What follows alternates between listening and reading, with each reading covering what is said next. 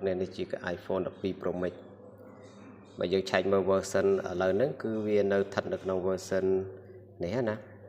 đọc một bảy chạy một mùi chạy pi lời dừng chọn update á lời dừng thời cả update đâm bè đen Việt đánh bọn bọn còn được cho wifi hai tới nè nè cho wifi hai tới tọt máu bọn bọn châu lại xịt thiên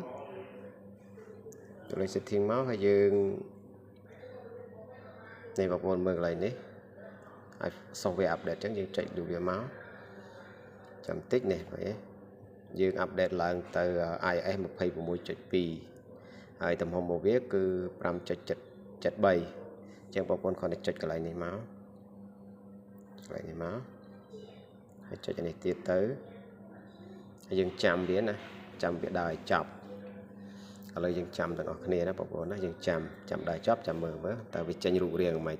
បាទអូខេនេះវាទៅវាកំពុងទៅដើរទៅការរយៈពេល16នាទីអញ្ចឹងទូរស័ព្ទយើងត្រូវតែជាប់ Wi-Fi ឲ្យល្អហើយកុំឲ្យដាច់ Wi-Fi អញ្ចឹងណាឥឡូវវាកំពុងតែ download ហើយវានឹង install អញ្ចឹងឥឡូវចាំមើលដល់ពេលវា update ចប់វាចេញរូបរាងមិនឥឡូវហ្នឹងគឺវាចេញរូបរាងអញ្ចឹងចាំមើល update ចប់តើវាចេញរូបរាងមិនអញ្ចឹងណាបងប្អូនឥឡូវវាកំពុងតែដើរហើយអញ្ចឹងយើងចាំមានតិច